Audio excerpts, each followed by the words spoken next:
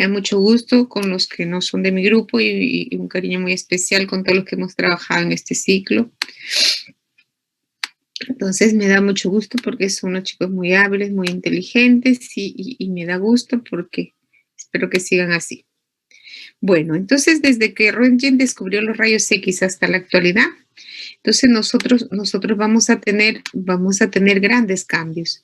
Imagínense, ellos tomaban la primera radiografía a nivel mundial donde aparece la mano de la esposa de Röntgen, y tener ahora pues equipos que le sacan el cuerpo entero porque es un equipo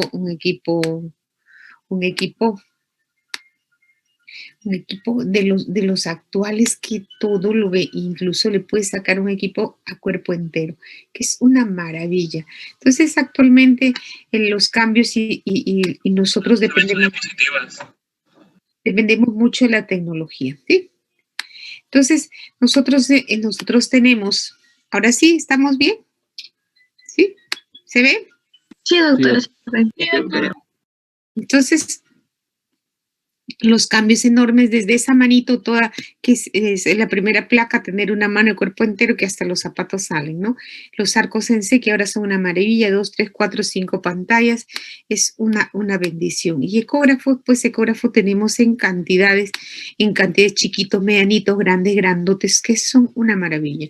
Un ecógrafo grandote como este, pues está más o menos $250,000, $300,000, casi como un departamento, una casa, ¿cierto? Entonces, nosotros vamos a estar en función de la tecnología.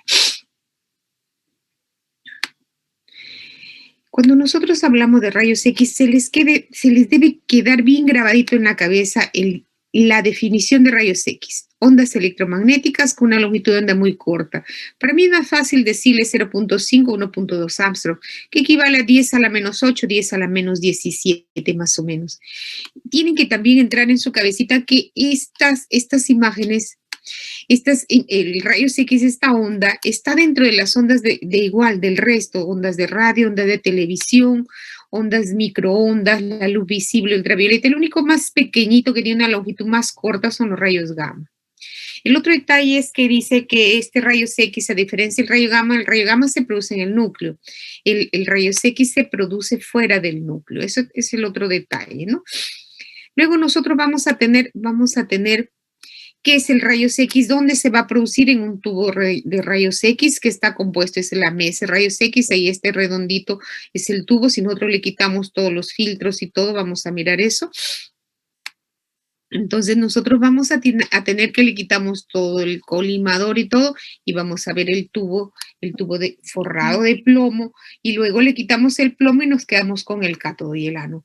En ese tubo está el cátodo y el ánodo, que generalmente son de sustancias muy, muy resistentes al calor. ¿Por qué? Porque, como hemos dicho, la mayor parte de rayos X, la mayor parte de energía se convierte en calor. Entonces el cátodo, hay un filamento, generalmente es un alambre que nosotros vamos a ver que se va a calentar, y al pasarle corriente eléctrica emite electrones. Estos electrones chocan con el ánodo en un punto focal. Entonces, de ese modo es que se produce el rayos X. Entonces nosotros primero ya sabemos que es una onda electromagnética con una longitud de onda muy corta, ya sabemos que son semejantes a las otras ondas, sabemos que se produce en el tubo de rayos X, y en ese tubo tiene el cátodo, el ánodo, tiene el cátodo, el ánodo, y en el cátodo está el filamento, y en ese filamento se calienta y los electrones van acelerados y chocan en el ánodo. Entonces eso sí tenemos que tenerlo bien claro y no se nos debe olvidar, ¿cierto? Entonces, si nosotros decimos cómo se producen, pues bien, re fácil. Eso sí tiene que saberlo todo estudiante de medicina. Tiene que saber que cuando nosotros vamos a tener los electrones, ahí está el cátodo, su filamento, le pongo corriente, lo activo y los electrones salen y chocan en el ánodo. Eso sí tiene que tenerlo bien grabadito. No puede haber un estudiante de medicina o un médico que no sepa. La mayor parte no se olviden que la mayor parte siempre va a ser calor. Algunos, como les decía, dicen 90, otros dicen 95, otros dicen 97, otros dicen 93, pero siempre la mayor parte es calor. Luego tenemos nosotros que una vez que yo tengo mi equipo rayos X, mi tubo de rayos X, yo le pongo la parte del organismo que yo deseo evaluar, sea el tórax, el abdomen, la pelvis, el pie, la mano, lo que sea la estructura del cuerpo, y yo voy a poder tener mi tubo rayos X y, y ojo, voy a tener mi película. Entonces, las de rayos X que sale del tubo es la radiación incidente. Se dirige a la parte del cuerpo que yo quiero estudiar. Y no se olviden que al llegar al cuerpo, parte se refleja, parte se refracta, parte se atenúa y lo que logra llegar al otro lado, eso es lo que me da la imagen en rayos X, ¿sí? Entonces, los rayos X que atraviesan al objeto se pueden visualizar. Yo puedo mirarlo. Si yo le pongo un chasis con una película, lo miro en una película. Si yo pongo mi tubo y pongo un fluoroscopio, yo lo miro en una pantalla de televisión, la fluoroscopía. O yo lo pongo en un equipo digital, pongo mi paciente, el equipo digital, y voy a ver mi imagen en una computadora. Esa es la gran diferencia, que yo lo puedo ver en una película, en una pantalla de fluoroscopía, en una pantalla de una computadora, en un ordenador. Entonces depende de dónde yo y qué equipo tengo, qué tan sofisticado es mi equipo. El poder ver yo la imagen es gracias a las propiedades de ese rayos X. Ese rayos X tiene propiedad de penetración, penetra la materia y lo va a penetrar y lo que llega al otro lado va a ser, mire, el aire deja pasar bastante rayos X, siempre se ve radiolucente aire, la grasa deja pasar rayos X un poquito menos, como que lo atenúa un poquito y es radiolucente grasa, el agua, todo lo que es el corazón, los músculos, el hígado, todo lo que es partes blandas, radiopaco, densidad agua. Y luego nosotros vamos a tener el radiopaco hueso o calcio y el radiopaco metal. Eso son las densidades clásicas típicas y esa propiedad de penetración es la que nos permite a nosotros, la que nos permite visualizar las imágenes. Por eso es que yo pongo el tórax, yo pongo mi tórax, pongo mi tubo rayos X, pongo mi película y yo voy a ver el corazón, voy a ver la columna, voy a ver la clavícula, las costillas, voy a ver el hígado. Entonces, yo veo los pulmones llenitos de aire, radiolucente aire. Yo miro mi corazón, mi silueta cardíaca, radiolucente, densidad en agua. Yo miro la silueta hepática, radiolucente, radiopaco agua. A veces vemos los numeritos, a veces vemos un marcapaso metal y el hueso calcio, vemos todos los huesitos y nosotros lo podemos visualizar con toda calma. La propiedad fotográfica, ¿qué hace la propiedad fotográfica? La propiedad fotográfica hace que esta película fotográfica que es sensible a la luz, foto en luz, gráfica es graficar con la luz, la misma película que usamos en las fotografías, yo le pongo el rayos X y también me lo hace blancos y negros. Ennegrecer las películas fotográficas. Luego la propiedad luminiscente que da luz. La propiedad luminiscente quiere decir que yo tengo una sustancia, yo le disparo el rayos X y emite luz. Yo le quito el rayos X y sigue emitiendo luz. Esa es la fosforescencia. La diferencia entre la fluorescencia y la fosforescencia. Por ejemplo, en cambio, en la fluorescencia, yo pongo mi tubo de rayos X, no pongo mi tubo de rayos X, no tengo película, tengo un detector que tiene esas sustancias que cuando llega, yo disparo el rayos X, cruza el tórax y me da la imagen. Quiero ver el estómago, lo miro el estómago en una pantalla de televisión. ¿Por qué? Porque esto hace que cuando choca el rayos X en esta pantalla, emite luz y esa luz es la que me da la imagen. Igual, mire, las pantallas fosforescentes que antes usábamos en esos chasis también nos emitían luz. Entonces, propiedad luminiscente.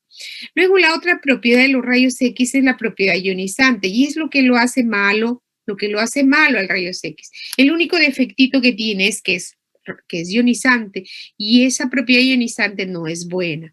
Pero ojo, el fuego, cuando yo les digo siempre, el fuego cambió la historia de la humanidad.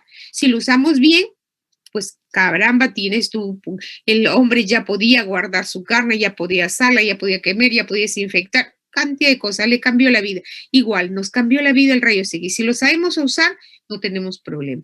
Y la propiedad biológica es la interacción del rayos X con las estructuras vivas, en este caso puede ser vegetales, animales o los propios seres humanos. Y siempre, ojo, que los daños, siempre va a producir algún daño. El daño puede ser chiquitito, medianito, grande o grandote. Entonces, esta propiedad biológica esa propiedad biológica es la interacción del rayos X con el cuerpo. Yo me pongo y me tomo una radiografía de tórax y el rayos X ya entró en mi cuerpo, ya interactuó con mi célula. No hay nada que lo pueda sacar. La interacción que hace como en la radiografía de tórax es tan poquito, no me hace ningún daño. Entonces siempre debemos medir el beneficio con el riesgo. ¿Qué otra cosa quiero que se acuerden?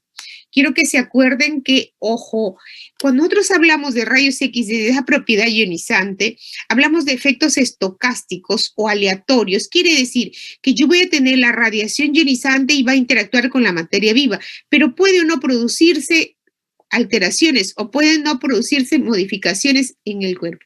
Quiere decir que yo puedo tener un poquito de rayos X y pues piña, me tocó en el ADN y lo dañó. Yo puedo tener un rayos X poquito que llegó y le dio a la membrana y no le hizo nada, que llegó a la mitocondria y no le hizo nada. Entonces, un poquito es el detalle en los efectos estocásticos o aleatorios. Entonces, generalmente cuando vemos esto, el cuerpo trata de reparar de una manera y generalmente la mayor parte de veces, ¿qué es lo que ocurre? Generalmente no hay cambios importantes. Es lo más importante que ustedes, es al azar, estocástico o aleatorio, al azar, como que te pudo hacer daño, como que te saca la tinca. Mira, oye, todas las semanas dan los 20 millones y justo piña. Imagínate, pasa un año y nadie se saca ni siquiera la tinca en un año. Igual. ¿Y cuál es el otro detalle, doctores? Que los cambios que se pueden producir, quiere decir que yo puedo tener un paciente que tiene un problema, por decirle, un síndrome de Down, y se tomó una radiografía cuando estaba gestando la señora, no quiere decir que ese síndrome de Down es por la radiografía, por la radiación, porque puede ser también por cualquier otro agente químico, por cualquier otra cosa. Y no hay manera de decir, este síndrome esta patología es por la radiación, esta patología es porque comiste tal, porque recibiste tal medicamento, qué sé yo. No hay manera de distinguirlo. Entonces, cuando nosotros hablamos de efecto estocástico al azar, y generalmente al azar los efectos son muy pocos, excepto en grandes catástrofes que sí, lamentablemente Chernobyl y Hiroshima y Nagasaki pues son los más grandes problemas que tuvimos y donde tuvimos grandes daños. El efecto determinístico aquí sí, aquí es cuánto le pones de dosis. Entonces, dosis bajas, un grade, dosis media entre 1 y 10, dosis alta superior a 10. Con superior a 10 se muere la gente. El otro detalle es que yo voy a tener también en qué células actúa. En las células, las germinales son los espermatozoides y los óvulos. Esos son nuestras gonadas. Y las otras son todas, las no germinales son todas, el resto. Entonces, para que te produzca daño, como le digo, es muy raro y tienen que ser dosis muy, muy altas, como para poder, que generalmente se ven en accidentes, Chernobyl o accidente o la guerra, ¿no? Entonces, determinístico sí está. Por decirle, si yo le pongo tal dosis, mira, me va a hacer una lesión en la piel, como está aquí. Si yo le pongo tal dosis, me hacen laceraciones ya en el estómago. Si yo le pongo más dosis, me altera el sistema nervioso central. Si yo le pongo más dosis, ya se muere. Pues aquí sí está en función de la dosis. Entonces, la mayor parte, la más bajita dosis que le va a causar daño, ¿qué hace? La más bajita dosis que hace que se caigan los pelitos. Por eso la mayor parte de radiólogos son peladitos. A la célula. Luego vamos viendo que ya no tiene vellitos en los brazos, luego ya se van haciendo heridas en las manos, luego ya, dependiendo de la cantidad, va dañando un poco también el cristalino. Y ahí está en función de también en qué órgano te da, porque hay órganos en los que más se reproducen. ¿En quién tiene predilección? En todos los que están constantemente reproduciéndose. ¿Quiénes son? La médula ósea, todo el tracto gastrointestinal, toda la piel, y luego tenemos igual todo lo que se está reproduciendo. En cambio, el hueso no se reproduce, las neuronas no se reproducen, entonces eso les hace menos daño. Y como les decía, el efecto biológico, yo no puedo decirle que ese efecto fue causado exactamente porque yo le tomé una radiación, le tomé una tomografía, le hice una radiografía. ¿Por qué? Porque por subirse al avión, por estar en la tal playa, por estar en tal sitio, miren, nosotros normalmente estamos irradiándonos y hay lugares, como les decía, por ejemplo, en Brasil hay un lugar que solo por estar ustedes y yo sentaditos aquí ya estamos recibiendo casi 3 a 4 milisieverts. Entonces, no hay manera de diferenciar. Medidas de protección. ¿Qué quiero que se acuerden? La primera gran medida es que tengo que tener siempre mi beneficio, tiene que ser mayor que el riesgo. Quiere decir que si yo le voy a tomar mi tomografía de tórax y mi tomografía de abdomen, pues porque tiene pancreatitis, yo le voy a tomar 1, 2, 3, 5, no importa. Prefiero irradiado a muerto. Pero siempre debe ser beneficio. Beneficio sobre riesgo. El beneficio siempre tiene que ser mayor que el riesgo. No es porque la mamá quiere que le tome a todos sus hijitos y tiene 4 hijitos y a los 4 quiere que le tome la placa porque ella quiere, así no funciona. Entonces siempre debe ser la justificación. Entonces debe producir realmente un beneficio. La otra es la optimización. Si yo tengo que tomarle su radiografía de tórax, pues yo le tomo con la mínima dosis con que me va a salir bien una radiografía de tórax para esa edad, para ese espesor del paciente. Entonces es el principio ALARA, es tan bajo como razonablemente sea posible. Entonces deben ser tan bajas. Y el otro es los límites de dosis, esto es para el personal que trabaja. ¿Para qué? Para que hagan bien las cosas, para que así como ese loco que va y produce todos los incendios, o el bombero porque ya no tiene incendios, se va y empieza a incendiar a todo porque está enfermo, qué sé yo, igual. Aquí no podemos tener personal que se esté irradiando él y por las puras se esté haciendo daño a ellos mismos. Entonces, los límites de dosis los ponemos para el personal que trabaja y generalmente, ojo, cuando tenemos, por ejemplo, que tomarle a un niño que tiene, pues, qué sé yo, 3 meses, 4 meses, yo le protejo sus gonadas y si quiero ver sus caderas. Si yo quiero que la mamá lo sostenga porque es un niñito muy pequeñito, le pongo un mandil. Que si yo voy a trabajar en el arco en C, que son cantidades de mayores de radiación, yo le pongo los lentes, el collarín plomado, el mandil plomado. Entonces, eso sí tienen que recordar. Luego, en relación a ultrasonido, ¿qué necesito que se acuerden? Bueno, el sonido ustedes ya saben que es una onda, que viaja a través de un medio y que tiene áreas, dice, de rarefacción y son ondas de vibración. Ojo, pero nosotros sonido tenemos sensación percibida en el órgano del oído por una onda mecánica, pero ojo, hay sonidos hay sonidos que mi oído no lo puede escuchar y por eso nosotros escuchamos de 16 Hz hasta 20.000 Hz. Cada Hz es un ciclo por segundo. Entonces nosotros vamos a tener el ultrasonido, es un sonido no audible, pero ojo que tiene una frecuencia mucho más alta. En cambio, el infrasonido tiene una frecuencia más baja. Los animales, por ejemplo, los elefantes se comunican a kilómetros. Igual usted usa el silbato para perro y usted no lo escucha y el perro sí lo está escuchando. Igual, nosotros hablamos de el sonido tiene, prácticamente lo dimos en 3, lo que nuestro oído puede detectar, lo audible por nosotros, el infrasonido y el ultrasonido. El ultrasonido, las ondas son mucho más frecuencias. Por eso es que nosotros ya hablamos de ultrasonido, frecuencias mayores de 20.000 Hz. Y ojo que ese ultrasonido no lo podemos escuchar. Luego hablamos de eco. Yo le digo a la montañita, hola, y la montañita me devuelve, hola, porque el sonido llegó, chocó en la montaña y regresó. Eso es un eco. Entonces, cuando nosotros hablamos de ultrasonido diagnóstico, nosotros vamos a tener igual que el ultrasonido, yo tengo un aparatito que se llama transductor que va a emitir el ultrasonido, choca en el cuerpo, usted le pongo un gelcito y yo lo pongo mi transductor, este aparatito lo pongo en el cuerpo, llega el sonido en el cuerpo, va atravesando las diferentes estructuras y luego lo regresa el sonido. Y ojo, de acuerdo a cómo regresó, va a cambiar de acuerdo a qué estructura. Mira, esto de aquí negrito, eso es sangre, eso es en la aorta. Mira, esto de aquí es el hígado, mira, aquí está la piel, el subcutáneo, los músculos, mira, y aquí está el cuerpo vertebral. Me da diferentes características que me va a permitir. Entonces, lo va a regresar al sonido y ojo, cuando nosotros hablamos de ultrasonido diagnóstico, ecografía diagnóstica, entonces la técnica que va a recoger los ecos de los ultrasonidos, quiere decir que emite la sonda, yo pongo mi sonda, mi transductor emite el ultrasonido y lo que regresa lo recoge el transductor. Pero ojo, atraviesan hasta cierta profundidad la parte del cuerpo que queremos explorar y aprovecha la diferente velocidad de propagación, porque aquí sí son de acuerdo a cómo lleva el sonido. Por ejemplo, el aire lo lleva muy lentito y no me lo devuelve. El hueso se lo lleva tan rápido que no me lo devuelve. Y luego lo transforma en señales, igual lo regresa como sonido y luego ya lo transforma en señal eléctrica y yo lo voy a visualizar ya en mi pantalla como blancos o negros. Entonces me da diferentes tonos de grises, le decimos nosotros. Entonces el transductor envía el pulso del ultrasonido en tiempo corto y son milésimas de segundo, doctora. Sí, el, el murciélago emite el chirrido y nosotros no lo escuchamos y él ya en segundo lo recibió y ya sabe que al frente es el árbol y ya sabe que el ratón está corriendo y ya lo va a perseguir. Microsegundos.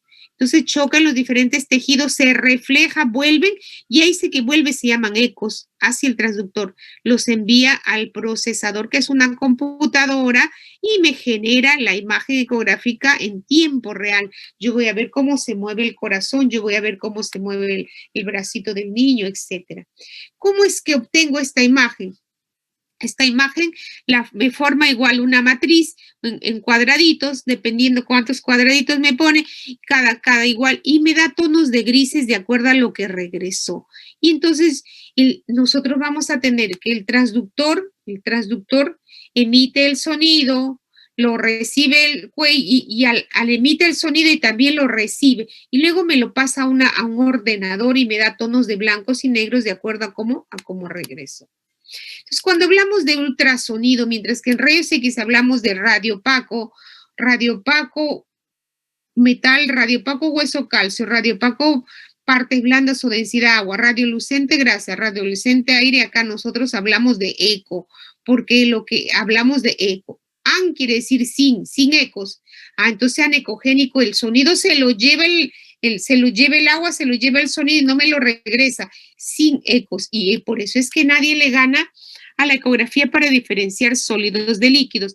Entonces la ecografía es muy buena para diferenciar sólidos de líquidos y todos los órganos sólidos, pero no es bueno para los que tienen aire y para el hueso.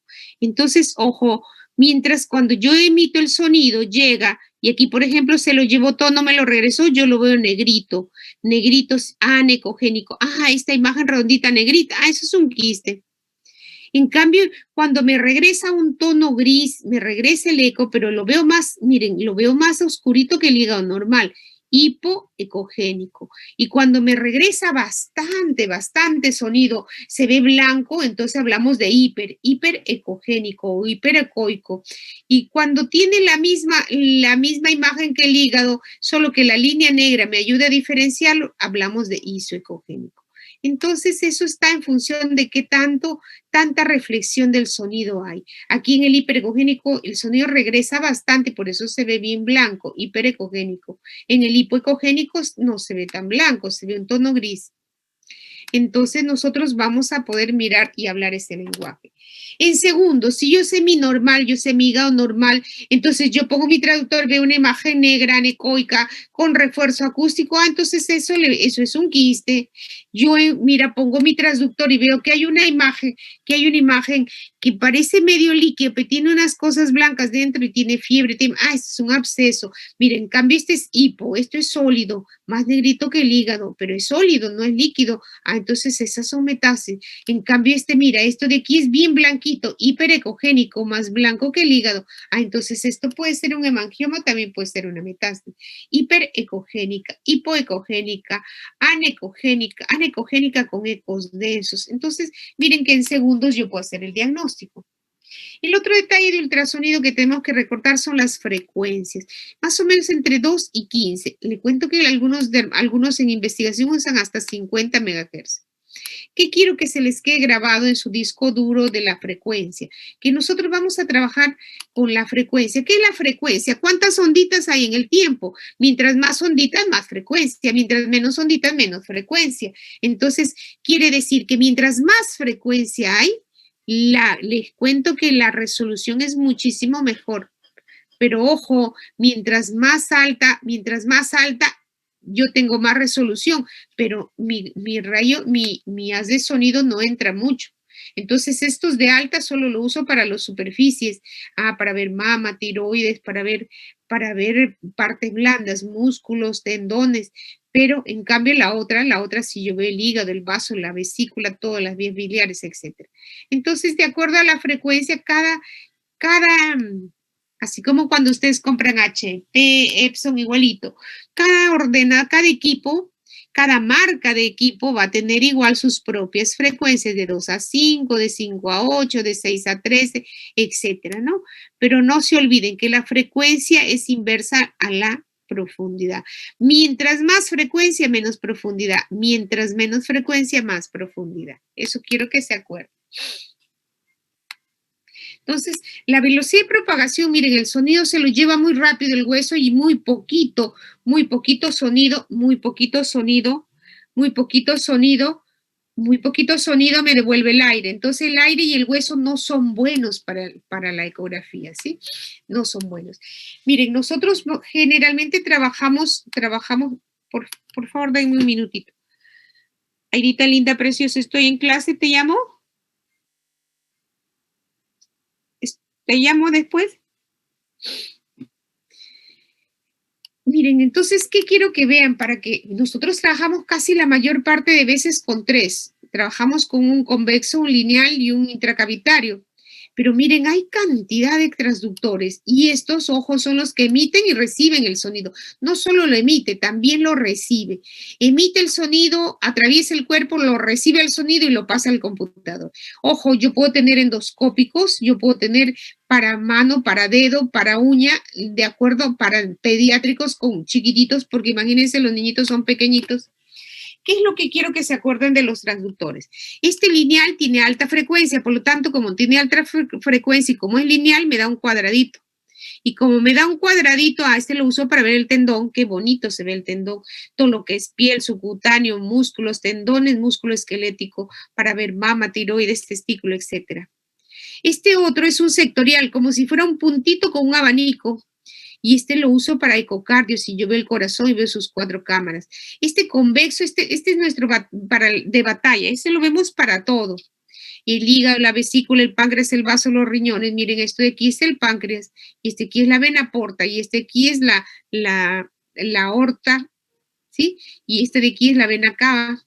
Y entonces yo reconozco todas las estructuras y es lo que más usamos.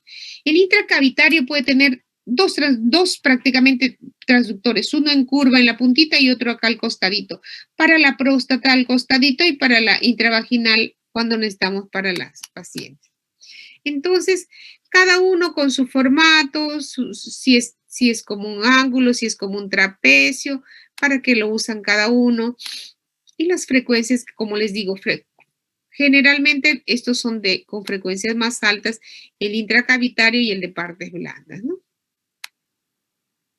Una vez que yo tengo mi imagen, yo tengo que mandarle al médico la imagen que yo estoy mirando. Entonces yo le mando en un papel. Este papel se usa mucho termosensible, así como el que usan los cajeros, que se imprime igualito. Es un papel termosensible que nosotros le mandamos las fotos. Algunos también lo imprimen en película, imprimen la película de la ecografía. Y bueno, actualmente pues en papel fotográfico a color para poder ver a los bebecitos, ¿cierto? Y son una maravilla. Entonces, ecografía, miren que yo tengo mi celular y le acoplo el transductor y estoy haciendo mi ecografía y estoy mirando en un celular.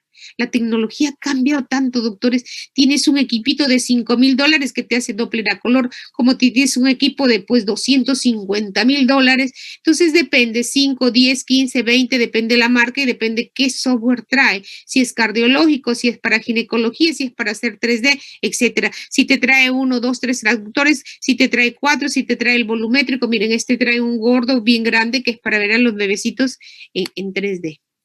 Entonces nadie le gana a la ecografía para diferenciar sólidos de quísticos. Entonces nosotros vamos a tener el hígado y una imagen negra, sin ecos, anecoica, ese es un quiste. Yo tengo mi vesícula que tiene líquido, entonces la voy a ver con anecoica. Y dentro de la vesícula, imagen hiperecogénica con sombra, ese es un cálculo. Y no hay uno, hay 2 cálculos.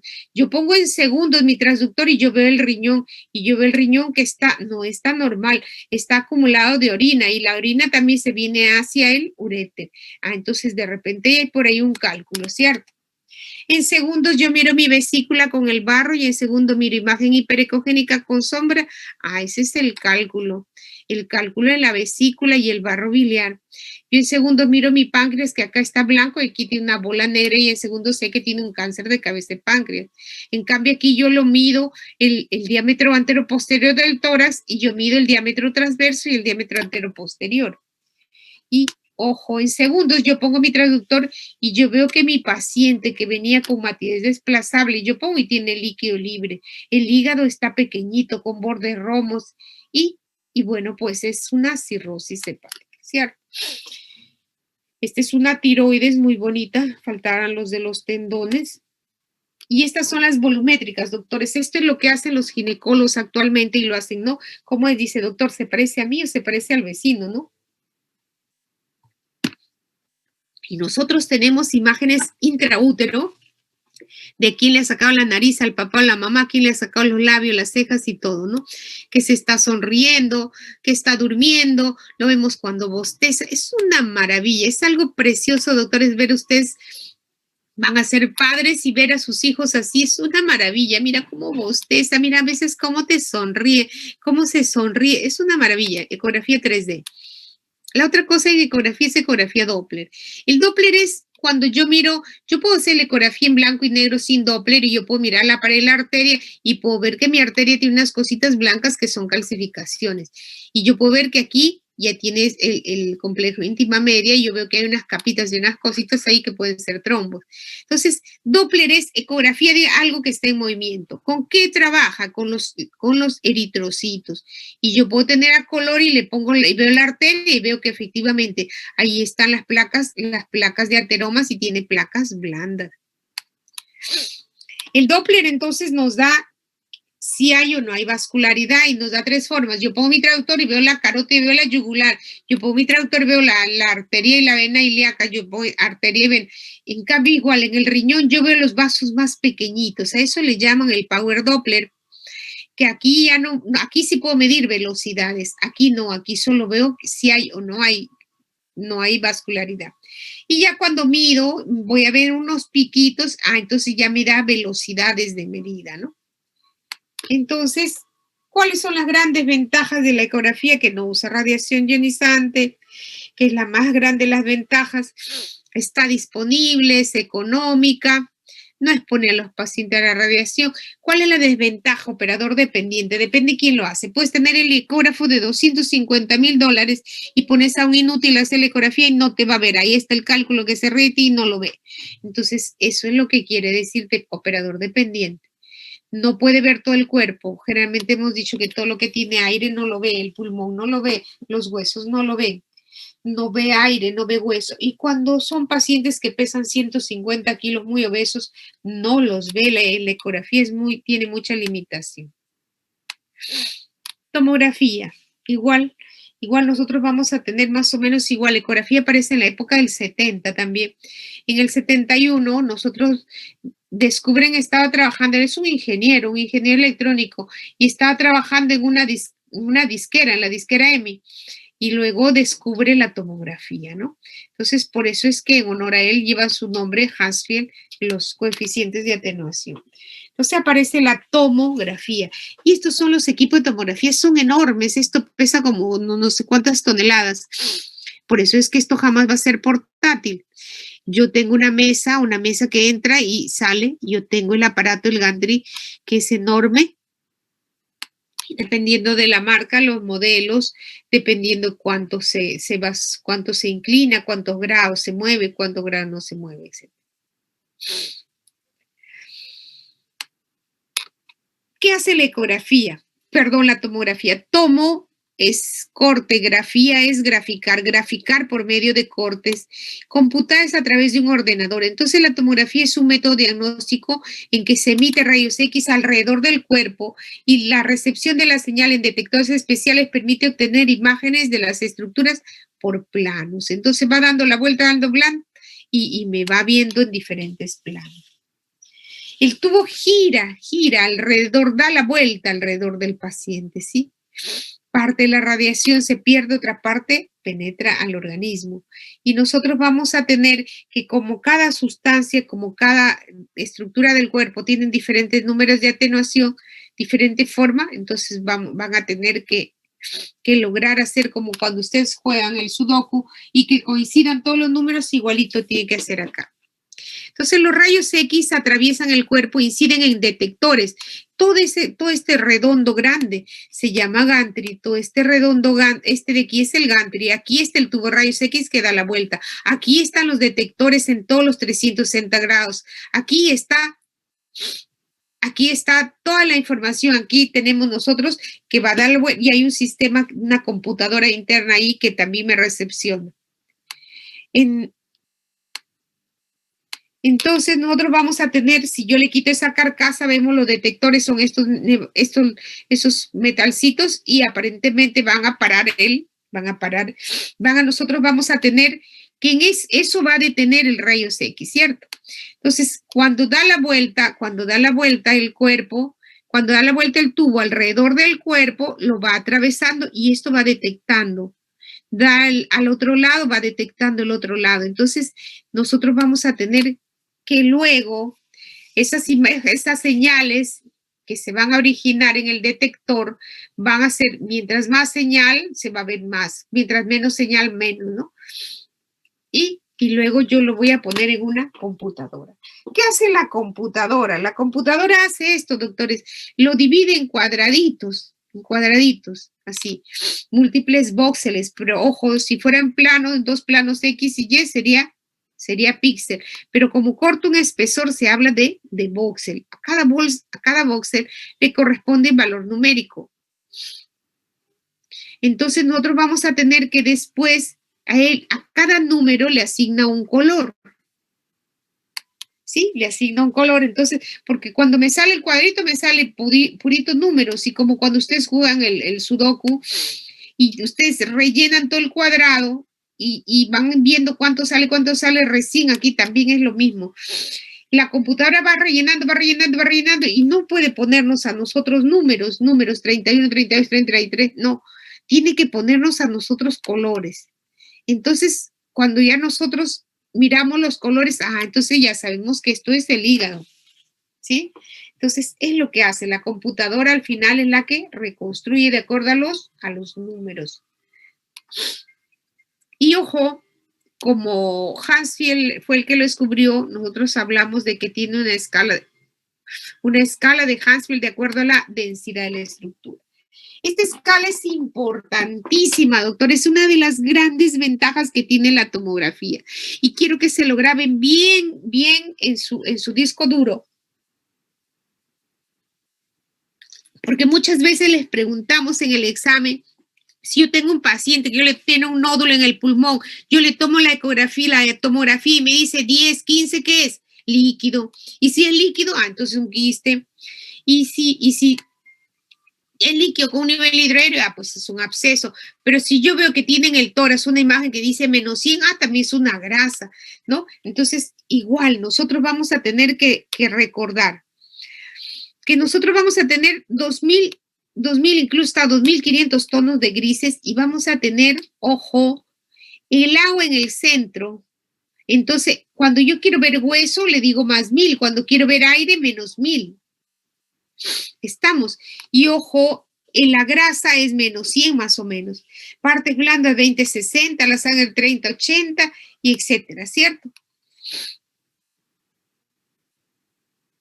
Pero eso sí tienen que recordarlo, doctores. Agua 0-20, grasa más o menos 100, aire alrededor de menos 1000 y el más 1000 que son partes blandas y partes blandas de acuerdo a la densidad. Entonces, una de las grandes ventajas de la tomografía es que yo puedo medir la densidad. Yo tengo un corte en tomografía en el abdomen. Miren qué bonito, yo diferencio la piel, yo diferencio la grasa, yo diferencio el recto anterior. Yo ahí miro y ahí está la grasa pegadito al colon. Y ojo, cuando yo hablo de densidades en tomografía, ya cambia el lenguaje, porque nosotros ya como hablamos de el más denso, es el que menos deja pasar. El menos denso el menos denso deja pasar bastante rayos X, ¿cierto? Entonces nosotros vamos a hablar que el hipodenso puede ser hipodenso grasa, negrito igual que esta grasa, negrito igual que el hipodenso aire o hipodenso líquido.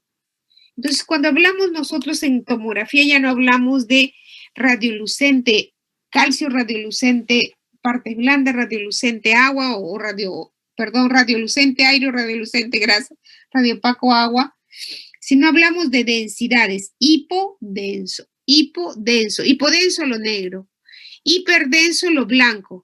Por ejemplo, yo miro y estas son hiperdenso calcio, esto es de las costillas, hiperdenso calcio.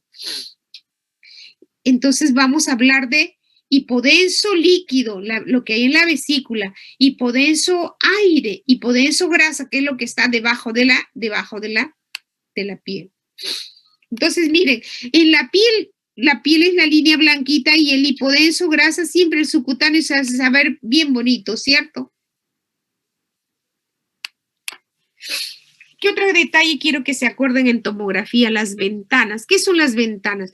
Como yo tengo más o menos 2000 tonos de grises, entonces yo tengo que tener más o menos, mi ojo no distingue el 1800 con el 1801, el 1802, no, ¿sí? Entonces, por eso van desde desde el hueso hasta el aire, ¿cierto? Entonces nosotros vamos a tener, ojo, que trabajar con ventanas para poder ver, ¿sí? Para poder trabajar con ventanas. ¿Qué es la ventana? Que si yo quiero ver el pulmón, ay, pues me voy y cojo los tonos que están cerquita al aire, cerquita al pulmón, y yo puedo verlos mirar, bien, pero si yo quiero, miren, yo me pongo cerca acá y quiero ver acá el hueso, no voy a poder ver. Entonces, cuando nosotros queremos ver, por ejemplo, ese agua, que es la tomo abdominal, o densidad hueso, calcio, hueso, pero mira, tengo mal mi columna, por eso es que le duele tanto. Y por eso es que tiene su columna así. Entonces, nosotros miramos y este es hipodenso. Nosotros vamos a hablar, y aquí hipodensos igual. Y ojo que cuando yo le cambio la ventana, me va a cambiar porque yo ya solo voy a poner mi interés en lo que yo necesito. Aquí veo el hueso, no quiere decir que no veo el aire, no quiere decir que no veo el hígado, pero me centro en mirar el hueso.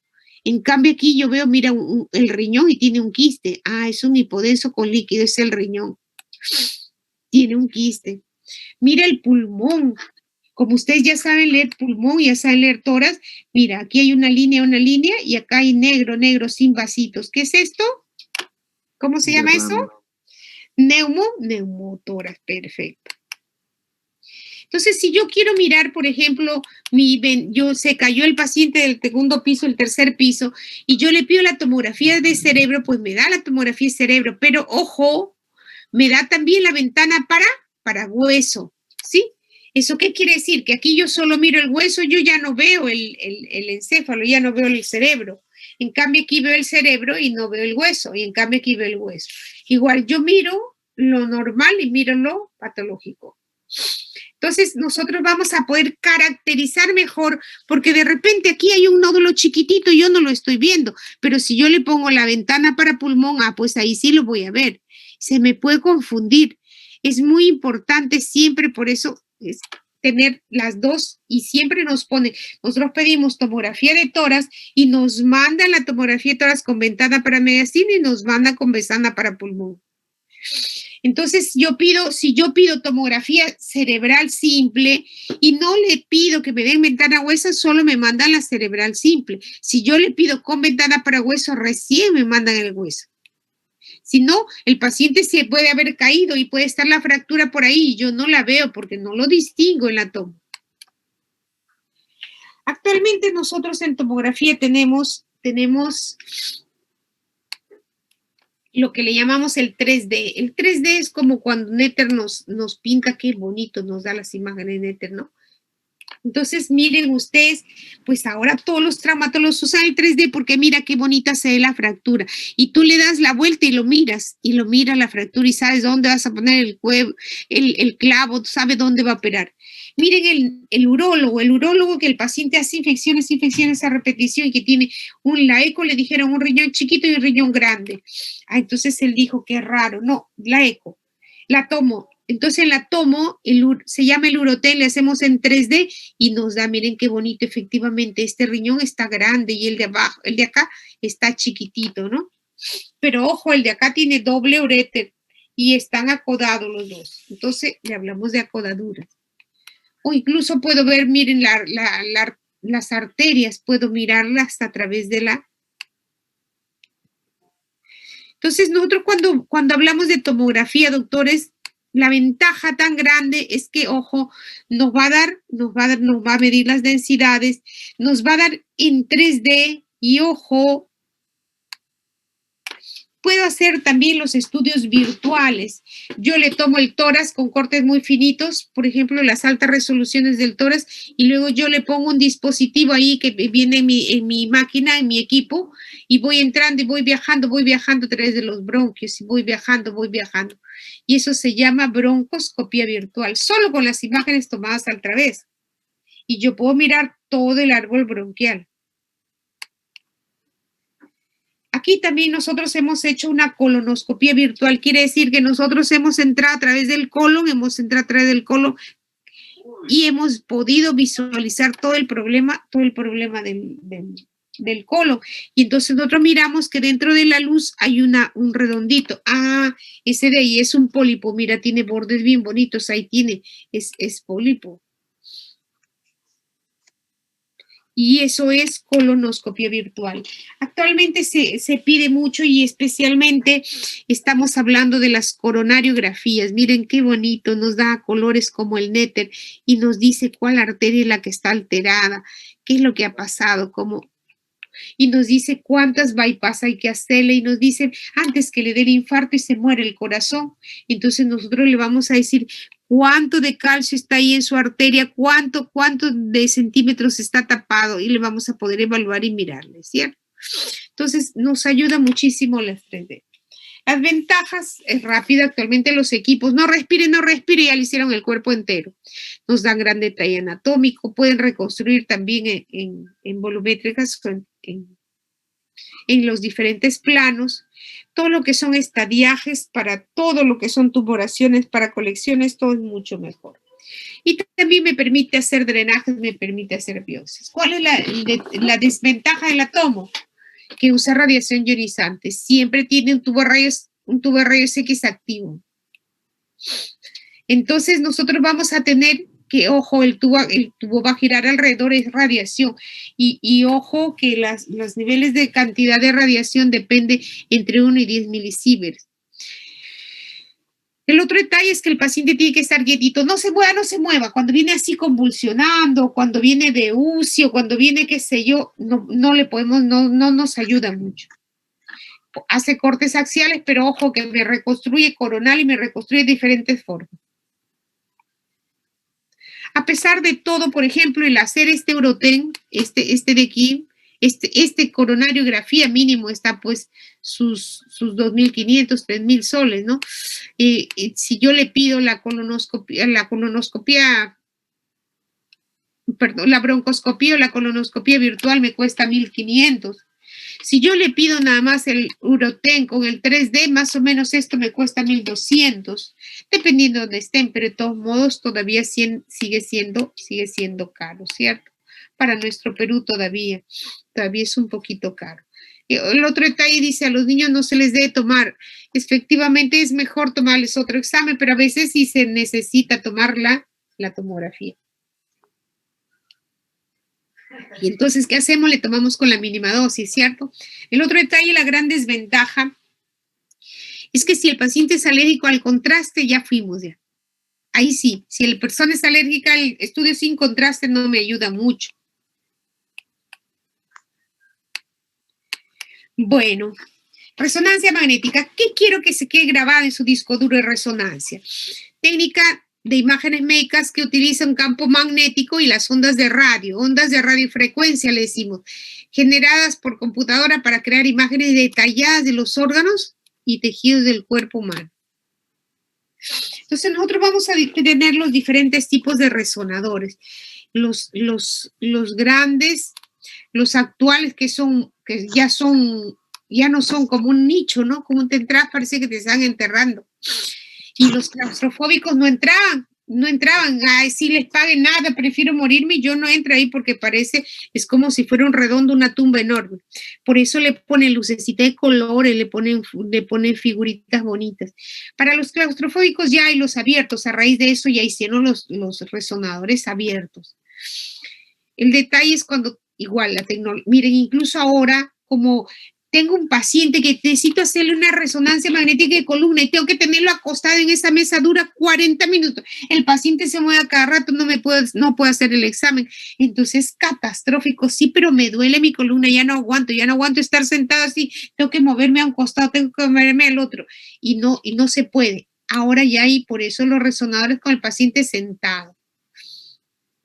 Y se supone que ya de ese modo evita muchas alteraciones. ¿Qué quiero que se acuerden de resonancia magnética? Que tiene un imán gigante, tiene una antena que emite y una antena que recepciona y el computador en sí, ¿no? Entonces, la primera fase es la fase de magnetización. Lo ponemos al paciente dentro del imán y lo ponemos y el paciente, ojo, es un imán muy potente, doctores, es un imán que tiene 10,000 veces más potente que el campo magnético de la Tierra. ¿Qué es lo que sucede? Dice, cuando nosotros estamos en nuestro cuerpo, nosotros somos carbono, hidrógeno, oxígeno, nitrógeno y fósforo, el famoso CHOM. Nuestro hidrógeno, aquí trabaja con los hidrógenos, nuestro hidrógeno está así desordenadito. Cuando nosotros le decimos entonces, cuando nosotros le decimos, lo ponemos en el imán gigante, se ordena, se ponen ordenaditos, el polo norte hacia el norte, el polo sur hacia abajo. Entonces, cuando está ordenado, sea en paralelo o antiparalelo, entonces ya le envía una onda que se llama la primera fase es magnetización, se magnetiza, prácticamente todo se emana. Cuando nosotros vamos a tener, después de la fase de la resonancia, después de la fase de magnetización, la fase de resonancia. De lo que está así ordenadito, lo hacemos que se mueva, así como cuando estiramos la cuerda de la guitarra y se mueve, y se mueve, y se mueve, y se mueve. Nosotros hablamos de tiempo de excitación y tiempo de relajación. Y ojo, dependiendo dónde esté ese hidrógeno, que dé mayor o menor frecuencia, de acuerdo a cómo está. Entonces, de acuerdo a lo que ha originado, lo que la señala o lo que le han pedido, entonces se ve ya dónde está ese hidrógeno, dónde está y cómo se ha comportado. Como nosotros acá hablamos de ondas de radio, entonces tenemos ahí metidas unas espirales receptoras que van a detectar la señal después de un procesamiento complejo igual, porque en resonancia el proceso sí es bien complejo. ¿Qué hace? Y las pasa en blancos y negros en mi ordenador. Entonces, nosotros aquí tenemos dos fases, resonancia magnética. Ahorita les cuento, por ahí les he puesto hasta 7 Tesla. La clínica Mayo tiene un tomógrafo de 7 Tesla. El INCOR ha comprado uno de 3 Teslas, el último que tenemos, 3 Teslas. Son una maravilla. Entonces, resonancia magnética, la primera fase magnetiza y la segunda resonancia, ¿no? Y nosotros vamos a tener imágenes preciosas de agua. Entonces, ¿a qué le llamamos tiempo de excitación? Así como cuando jalan la cuerda de la guitarra y se mueve, a eso le llaman tiempo de excitación. Y el tiempo de relajación es cuando ya para el movimiento. Y ojo, como hablamos de señal de radio, cuando está bien blanco decimos hiperseñal, cuando está gris decimos hiposeñal, hipointensa, isointensa, hiperintensa. Entonces, hiperintenso es lo bien blanco, hipointenso es lo bien gris. Esto sí necesito que se lo acuerden, por favor, doctores. Es una vergüenza que le pregunten al alumno de medicina y que no sepa cuál es el T1 y cuál es el T2. Miren, nosotros tenemos diferentes secuencias, así como cuando ustedes rotan en patología y tiñen en JEMSA, en RAI, en HE, en lo que sea, en Nielsen, lo que sea, de acuerdo a lo que quieren ver. Ojo, acá nosotros en resonancia magnética tenemos secuencias. ¿Qué quiere decir? La secuencia T1 quiere decir que el líquido cefalorraquídeo es negro en el AT1. En cambio, en la T2, el líquido va a ser todo esto blanco que está aquí. Eso es el T1. Entonces, en T1 el líquido es negro y en T2 es blanco. Entonces, ojo, les preguntaron en el examen, se los dije, acuérdense, el T2, el líquido cefalorraquídeo en la resonancia es hiperintenso, en T1 es hipointenso y nadie, muchos sí contestaron bien, pero no todos. Resonancia magnética es la punta de la pirámide, doctores, no hay otro examen que esté por encima de la resonancia. Es excelente para todo lo que es sustancia blanca, es excelente para todo lo que es músculo esquelético, es excelente para ver el cartílago. Yo puedo ver la rodilla y puedo ver los meniscos y puedo ver si está roto o no está roto. Yo puedo mirarle qué tanta es la lesión en la médula, como que las cosas que no lo puedo ver en la tomografía. Si bien es cierto, la tomografía multicortes, doctores, les cuento que ha avanzado mucho, mucho en el tiempo y que cada vez le ha cortado la distancia a la resonancia, pero les cuento que le sigue ganando resonancia. Todo lo que es, miren, normalmente en la tomo yo no veo el cartílago. Yo tengo un cuerpo, tengo otro cuerpo y yo estoy viendo el cartílago. Y yo estoy viendo el cartílago. Entonces aquí sí me ve el cartílago. No. Mira, aquí yo miro el hueso y veo el cartílago. Yo lo puedo mirar, lo puedo medir, etc. ¿Qué otro detalle? Es que en resonancia también me hace estudio funcional, le llamamos. Yo miro y mi resonancia no tiene tumores, no tiene masas, pero mira cómo está acá la irrigación y mira cómo está acá. Está diferente. Entonces también me ve problemas cómo está funcionando. No es solo la forma, que está bien, que no hay tumor, que no hay masa, que no hay quiste, que no hay... No, también me dice cómo funciona. Miren, y compare el lado derecho con el lado izquierdo y definitivamente me ayuda muchísimo en el diagnóstico. ¿Qué otro detalle quiero que se acuerdan de resonancia magnética? Porque eso no lo dicen y el libro a veces, si ustedes van a rotar y les van a decir, oye, ¿y qué es la espectroscopía? ¿Qué es la espectroscopía en la resonancia? Es una técnica que realiza un análisis. Yo tengo mi resonancia de cerebro y ojo, aquí han puesto un cuadradito. Entonces, en ese cuadradito, así como la tomografía medía la densidad, aquí yo voy a medir diferentes metabolitos. Entonces, yo veo y lo mido y me da en picos. Y eso me indica qué características tiene. ¿Con quién trabaja? Con el N-acetilaspartato, con la colina, con la creatinina, con los lípidos, con el lactato, y a cada uno le da un parámetro para saber si este paciente, si esto de aquí que estoy mirando tiene una característica de maligno o no es maligno. Entonces, esa medición de esos picos, a eso le llamamos espectroscopía. Tienen que saber, porque a veces dice, ¿qué le pido? Ya una resonancia, sin contraste, con contraste. Ya, luego igual, ¿qué le pido? ¿Le pido o no le pido la espectroscopía? Dependiendo qué quieres ver que tiene tu paciente, ¿no? ¿Cuál es el detalle? El detalle es que como es un magneto gigante, no puede entrar ninguna persona que tenga estas cosas, prótesis metálicas, válvulas cardíacas, desfibriladores, bomba de fusión, etcétera, todo lo que tenga metal, incluso miren el tatuaje y las tintas tienen metal, que también algunos lo contraindican. Medicina nuclear, ¿qué es medicina nuclear? Trabaja con dos grandes sustancias, la cámara gamma, que trabaja prácticamente en dos planos y ojo, es 2D. Y lo que es el espectro, así como nosotros teníamos nuestro placa de rayos, que vemos una película y veo todo el tórax en un largo y un ancho en el 2D, cuando yo hago mi 3D, prácticamente yo también le hago lo que se llama el SPEC, tomografía de emisión de fotón simple. Cuando nosotros hablamos de rayo gamma, hemos dicho que el rayo gamma sí sale del núcleo. Entonces nosotros que tenemos que tener un poco de cuidado Y nosotros tenemos que saber que la cámara gamma, ojo, a eso trabaja y a eso le llamamos fotón único.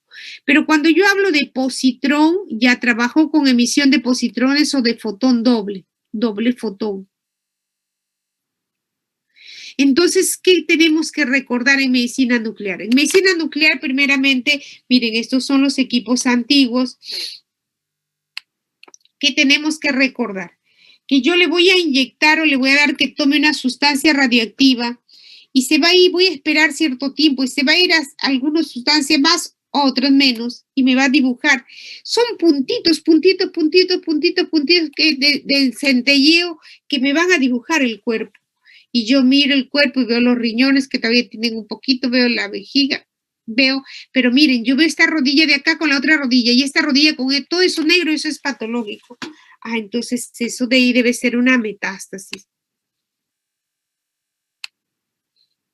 Cuando nosotros hablamos de esto, de gammagrafía, es como si fuera una radiografía, por decirlo así, dos planos, el plano eje, el plano X y el plano Y. Entonces, cuando yo quiero mirar algo más, tengo que hacer oblicuas. Entonces, por ejemplo, si yo quiero ver el hígado, la 13 vías biliares, yo miro el hígado bastante, yo miro el hígado. Y yo voy viendo la vía biliar y voy viendo la vía biliar y voy viendo cómo lo atraviesa. Cuando yo tengo ojo, pero estoy en dos planos, cuando yo tengo que ya lo corto en tajaditas, así como la tomografía que me corta en tajaditas, entonces ya nosotros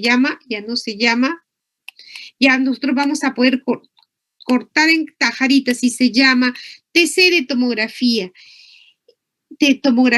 la E de emisión y nosotros decimos que es fotón único, quiere decir que solo va para un lado. Tomografía de emisión de positrones. Entonces nosotros, por ejemplo, cuando aparece la gammagrafía, aparece, doctores, y yo tengo el cerebro cortado en tajaditas, así como la tomografía. Por eso es tomografía.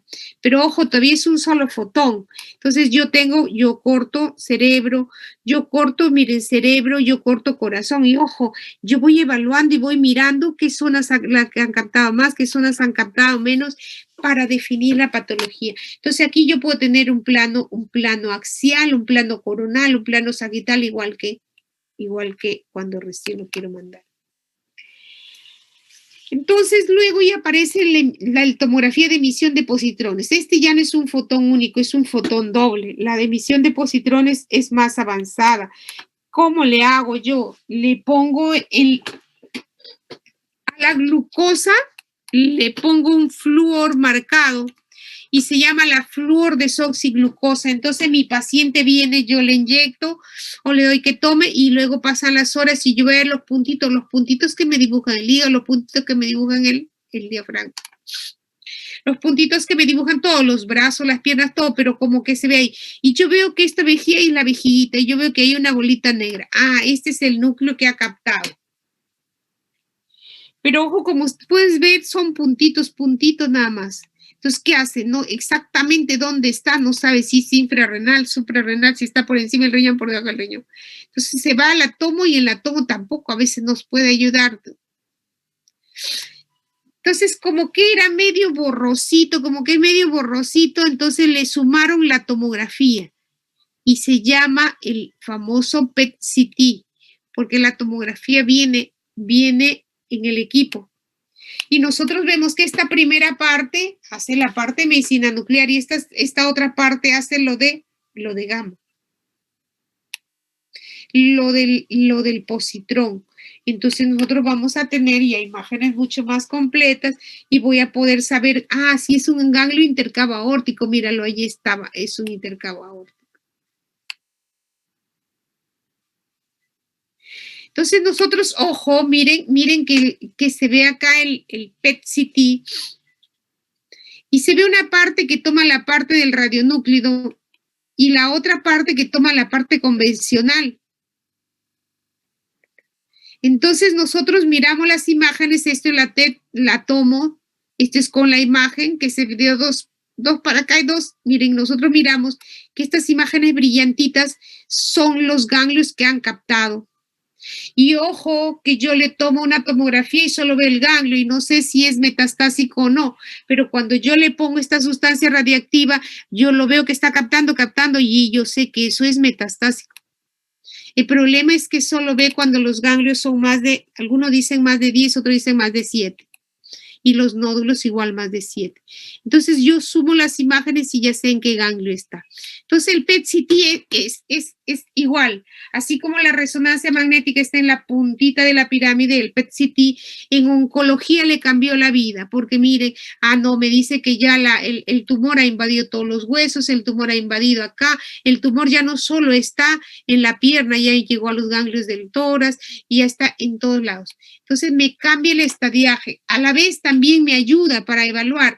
Yo tengo un paciente con linfoma, entonces veo que tiene una bola grande, le voy dando y veo que la siguiente vez ya mejoró. Entonces él está haciendo bien la quimio. Entonces me sirve para control también, doctores. Entonces la gama me ayuda mucho. El PET-CT, y ojo que miren, hay equipos que ya le han aditado la resonancia magnética. ¿Para qué? Porque hay cosas que no veo con la tomografía y sí con la resonancia, especialmente toda sustancia blanca, y para poder verla mejor. Entonces necesita, ojo, para que yo le inyecte esa fluorodesoxiglucosa, necesita que funcionen los órganos, necesita que yo tenga y me va a descartar las metástasis, es una bendición. El problema es que no hay en todos lados. Trujillo no tiene. Ahorita tenía Virgen de la Puerta, tenía la San Pablo, pero creo que los dos están malogrados y no están recibiéndose. Entonces no hay ahorita, solo tiene Lima. Y en Lima solo hay tres PET-CT. Uno tiene la almenara, otro tiene el Rebagliati y otro tiene particular. Pero una PET-CT de estas cuesta para saber si ese ganglito, imagínense que le operaron hace 5 años de un melanoma en el pie y le aparece un ganglio en la tomografía. Para saber si ese ganglio es metastásico o no es metastásico, le pides en el PET-CT. Pero ¿cuánto cuesta? 3,000 soles, 3,500. Más o menos eso es el costo aproximado. Pero cuando tú le haces, lo ves que capta. No, sí. Entonces hay que darle nuevamente la quimio y hay que operarlo dependiendo de cuánto avanza la enfermedad. Entonces, medicina nuclear nos ayuda mucho y medicina nuclear, el PET-CT, como les decía, hay poquitos. ¿Preguntas hasta acá?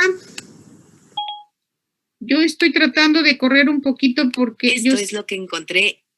Yo sé que es bastante, pero de todos modos, ¿alguna pregunta? No, doctora. ¿Me responden? ¿Me escuchan? ¿Todo bien? Sí, doctora. Sí, doctora, todo bien. Una pregunta, entonces el gol estándar de imágenes podría decirse que es la resonancia magnética. Así es, doctora, la resonancia magnética es el gol estándar y usted tiene que, por encima de la resonancia no hay más. Por eso cuando viene el paciente que le han hecho la resonancia de columna, la resonancia de cerebro, lo que pasa es que, ojo, no se olvide que yo puedo tener mi resonancia solita, con contraste, y puedo tener mi resonancia con espectroscopía. La espectroscopía me ayuda para diferenciar si hay cicatriz o si hay recidiva. Entonces, si yo le pido resonancia, ya pues se supone que ya le pedí su radiografía de columna, ya le pedí su tomografía de columna y ya con la resonancia de columna ya no hay más, doctora. Excepto, como les digo, excepto que esté sospechando un cáncer y que quiera ver si es ganglio, si está activo, si no sé, y le pida un PET-CT, que es lo máximo ya. Más de eso no hay, doctora, efectivamente. La resonancia es el gol estándar en imágenes. No hay más.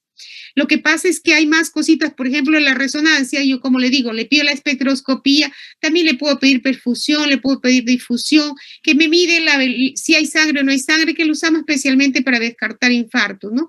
O también le pedimos la resonancia. Lo que pasa es que resonancia tiene también diferentes secuencias, doctora. Ahorita hay como 500, 700 secuencias de acuerdo a lo que usted quiere evaluar. Si quiero evaluar un cáncer de recto, si quiero evaluar el cartílago, que yo le he puesto las células madres en mi artroscopía, depende qué quiero ver, pero por encima de resonancia, como usted lo ha dicho, no hay más, doctor. Es el gol estándar, no hay más. Es la puntita de la pirámide de sus imágenes.